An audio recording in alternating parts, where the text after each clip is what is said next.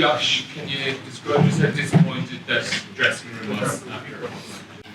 Yeah, very disappointed. I think we've probably got quite used to having a winning feeling in the dressing room, particularly playing here. Take a lot of pride playing at home in front of our supporters. So it's very disappointing. I think I particularly felt for the lads. Obviously, the 3 lads on their 50th caps, and then the other 3 who were playing their last Six Nations game at home. So that's obviously was pretty tough. It's a tough situation for them. Obviously, it's a very special day for them, and probably couldn't get the victory we'd like to get for them. But Simon spoke very nicely after the game, obviously acknowledging the fact that we'd obviously hadn't got the result we wanted.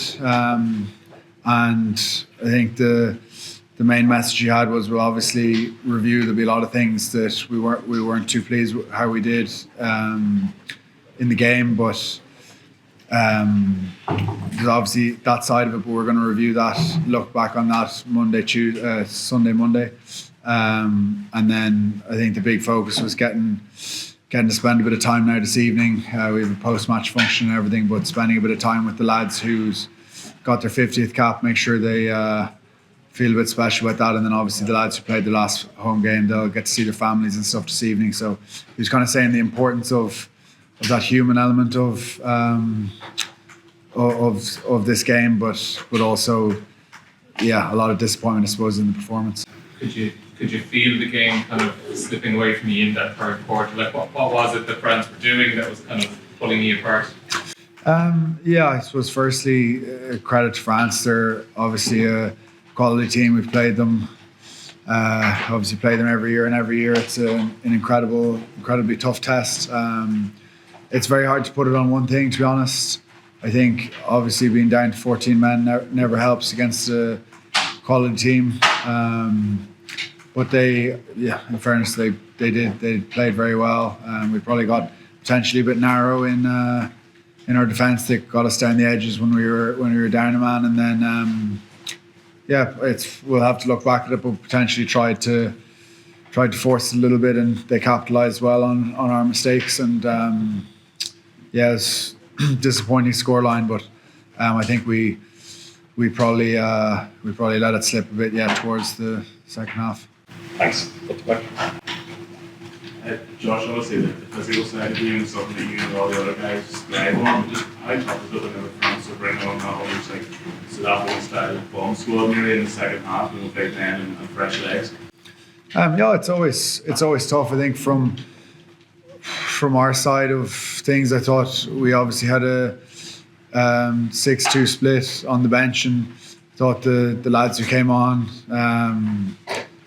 I thought did really well from our side, and obviously from the French side they gave them a lot of momentum as well. So it's obviously the way a lot of the game's going, particularly the South African model, I suppose, of having the large number of forwards on the bench and bringing them on. But it's something we're well used to playing against, and we've had success against as well. But I think we just probably didn't manage to control the momentum they got, particularly in that second half. And credit to them, they were pretty effective. Thanks, Cameron. Guys, Jeffrey. Josh, went in at half time only 2 points behind, obviously, and you got a great start in the second half with that try and going ahead. Was it disappointing then? Do you think it was pivotal when France immediately scored then and got that converted try to put them ahead again, and they stayed in the lead then? Yeah, I suppose it was looking back at the game overall, it was a big moment.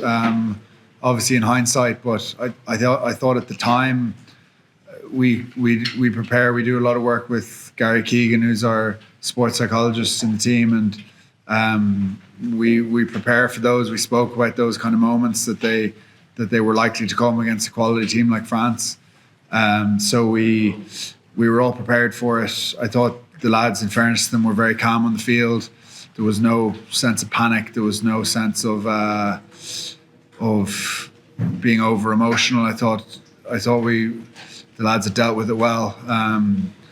I think the disappointing thing was then we we didn't manage to get the momentum back on our side and try and force a bit of territory in them and capitalize on that. So a lot of that comes down to the quality of the French defence. Obviously, they made it pretty difficult for us, but also from our end, it's very disappointing to be obviously conceding a lot of back-to-back scores then after that. Steve. Hi Josh, obviously the championship is out of your hands, but after a defeat like that, how does it shape what you want to go and do next week against Italy? Yeah, it's a good question. It's always tricky from an emotional point of view because you're obviously disappointed. There's no momentum going into this week, I suppose, in theory. But I think the way we'll look to do it, and what I've always found works best is, and the way we've normally done it is, we'll kind of review the game Monday, Tuesday, get all the bad feelings, the bad emotions, the mistakes you think you made, and they're kind of sitting in the back of your mind, and try and think of what we've done wrong. How could we have fixed it? And you go through all those things, and then I suppose you close that book, and then you switch. You take all the learnings and things you could improve on into the latter part of the week, and just get really excited then for the Italy game. It's obviously the opportunity to win a championship for us. All we can do is what's in our control, so we all go for that. And then also I think there's the added emotion, the emotion of the week, in that it'll obviously be the last Six Nations and potential Irish games for Connor, Cian and Pete as well. So yeah, there'll be added emotions there. So I don't think there'll obviously be a bit of a disappointment, I suppose, looking back over the game, but I think there'll be no shortage of excitement and energy going into the match next week. Last couple of questions, Neil, then we'll wrap up with Louis. Louis works for the Irish Times. Josh, just to elaborate actually on the three lads, as you were saying, like, it was obviously disappointing today not to be able to win for them, but how motivating will it be to go to Rome, regardless of where the trophy ends up, so that if they are playing next week, that they can finish their international careers with a win? Yeah, absolutely. I suppose from my point of view, they're just thinking about the three lads. They're like, when I was in school, they were my heroes. Those lads are obviously a few years older than me. They were the icons of Irish rugby and Irish rugby legends now. So I certainly feel a sense of pressure, I suppose, that we really want to make them proud and send them off the way they deserve to be. So it was obviously disappointing today for their last home game, but yeah, there'll be special motivation to have a good one for them. That's the last question, Louis. As a team, what do you think you were missing today? Good question, Louis.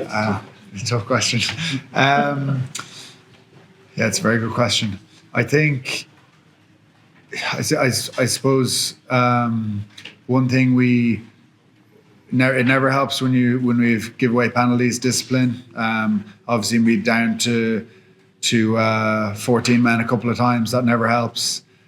So that's obviously one part of it. But then, given France the momentum they got, particularly in the second half, they got good momentum, and then we weren't able to bounce back, I suppose. So yeah, I think obviously the discipline side of it never helps. But then we probably backed up that with not letting them back into by letting them kind of continue their momentum.